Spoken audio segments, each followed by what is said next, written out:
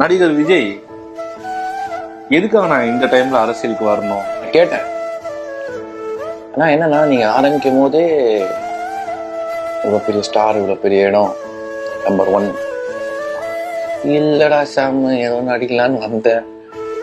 ஆனா நம்ம ஃபேன்ஸு, நம்ம மக்கள் வந்து நீ தூக்கி அது உட்கார வச்சுட்டாங்க.